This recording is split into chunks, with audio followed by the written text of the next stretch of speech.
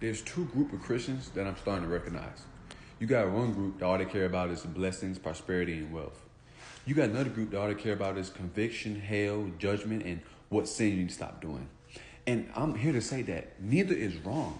But I think when we solely care about one and not accept the other, that's when it becomes sin. And for example, if I go to a church and every sermon they talking about how I'm finna get blessed or how I'm finna receive all this money or how I'm, finna be wealthy in the future, and they never talk about how I need to change, how I need to, try to stop having premarital sex or try to stop cursing or try to stop getting drunk, then that's not a biblically accurate church.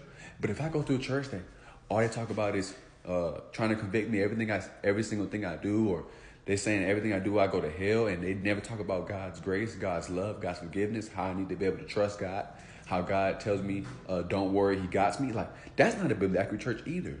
So I think a verse that can help us with that is, for the law was given through Moses, but grace and truth came through Jesus Christ.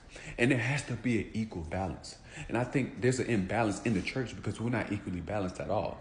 Like, grace and truth came through Jesus Christ. So yes, I may sin, but God has forgiveness for me.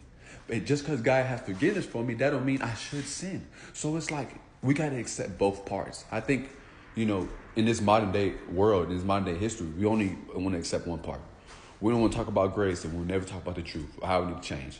And some people only want to talk about change, and they want to talk about, how they need to be able to accept God's protection better, or accept God's mercy, his forgiveness, stuff like that.